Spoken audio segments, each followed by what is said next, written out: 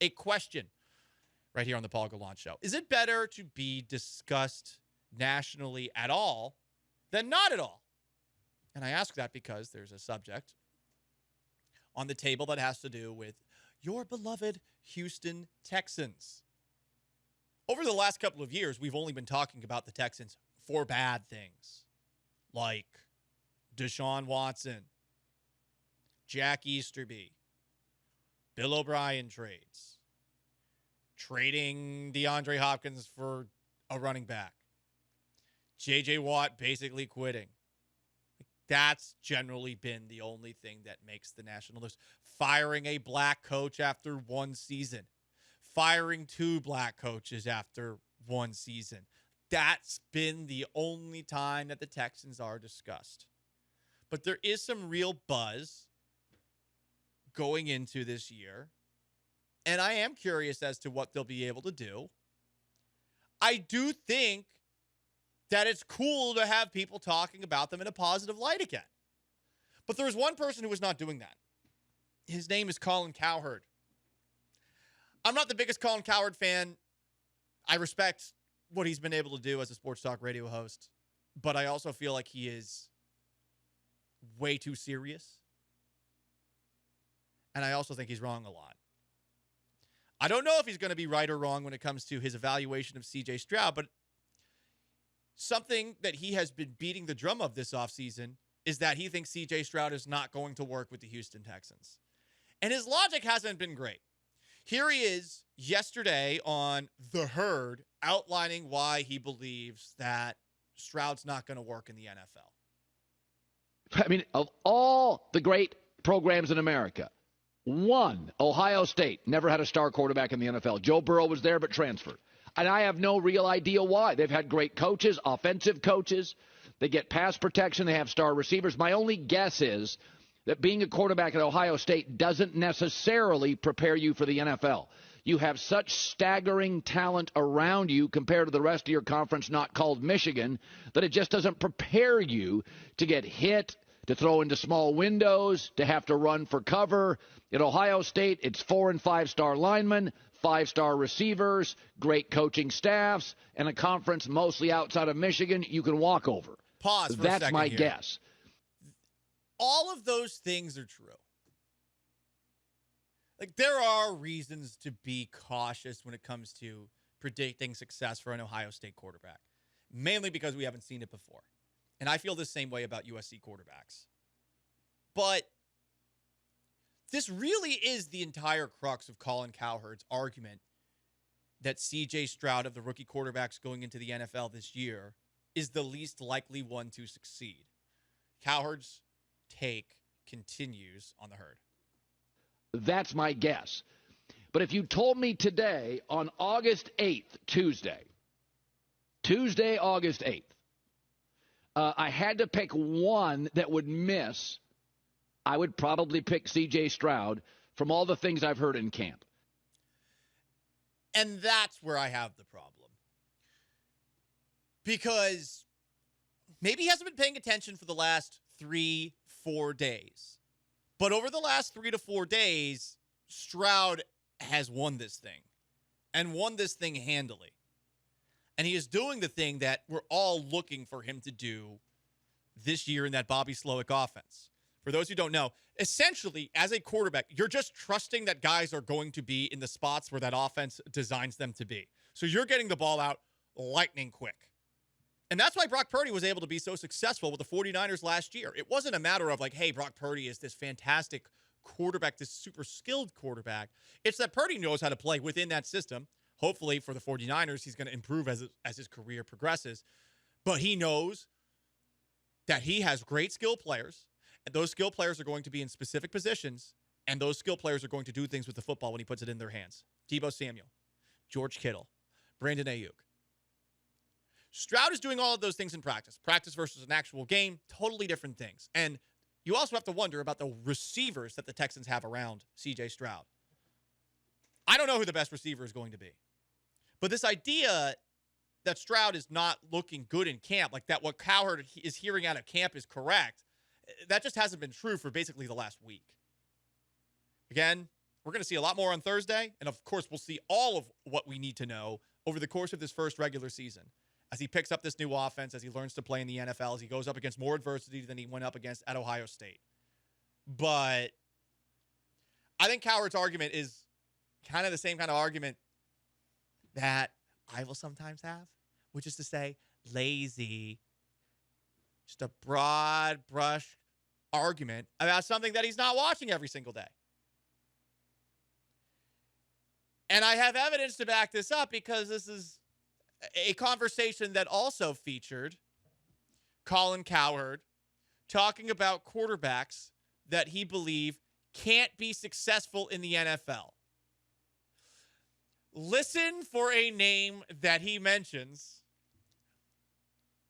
as he outlines quarterbacks that he believes simply can't succeed going forward in the league.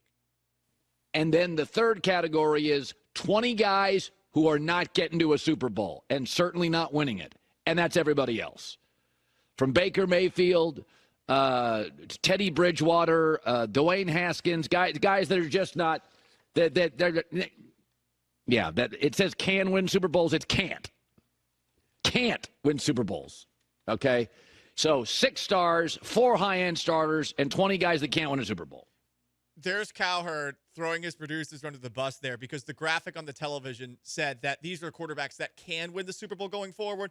But elephant in the room that he did not address, he just said a dead person can't win a Super Bowl going forward. And I feel bad that, like, Dwayne Haskins' name is getting brought back up because Colin Cowherd's too lazy of a person to actually check if his quarterbacks on this list are effing alive. As a producer, I don't know what's, like, the funniest part is that they also screwed up the title. Like, yes. they didn't just, hey, as they're typing it into the software program, the making the list of, like, Baker Mayfield can't win a Super Bowl. Brave take, Colin Cowherd.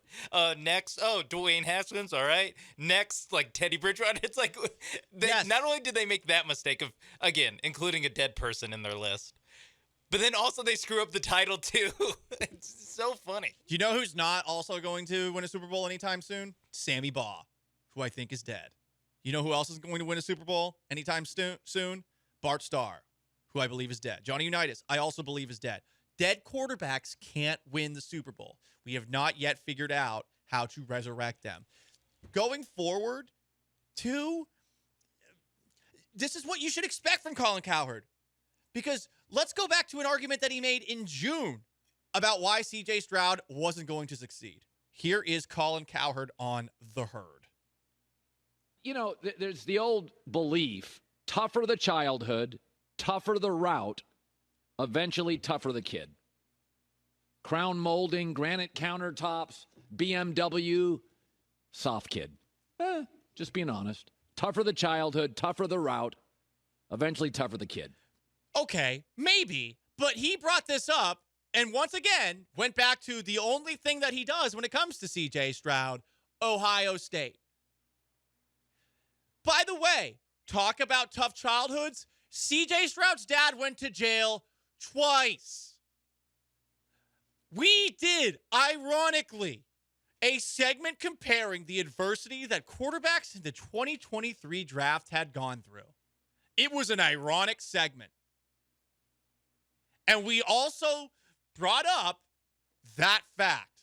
The biggest difficulty that C.J. Stroud's been through is that as a kid growing up, he didn't have a dad who was in jail. Bryce Young, he's a short king. Will Levis, prep school kid who transferred from one school to another school. Crown molding, granite countertops. Yes. So, look, I get it. Some people don't even want to hear Colin Cowherd anymore. But someone's got to hold him accountable for this stuff. It must be nice to wake up every single day to get a big old fat check and to just, one, pull a half-ass topic that you already did this summer back out and use the exact same argument to support why you think a guy's not going to succeed. Based off of everything I'm hearing at camp. Look, clearly you're not listening then. Couple of texts on the old HRP listener line at 713-780-3776. How about the success of Florida quarterbacks? Great point, because Anthony Richardson, a Florida quarterback. Tim Tebow, Danny Werfel, Kyle Trask, Rex Grossman. Great point. That comes from Chad. Cowherd is a clown, not just for this take. This text I agree with a little bit less. The Ohio State hate is real. P.S. Joe Burrow is an Ohio State quarterback. He's not. You can't claim him. He didn't win the job there. You could say it was so competitive that Joe Burrow couldn't even win the job at Ohio State. Kind of hurts when he went to LSU and he, of course, won that national title. He did have a lot of help at LSU. It's not like he won that thing on his own, but he did win it.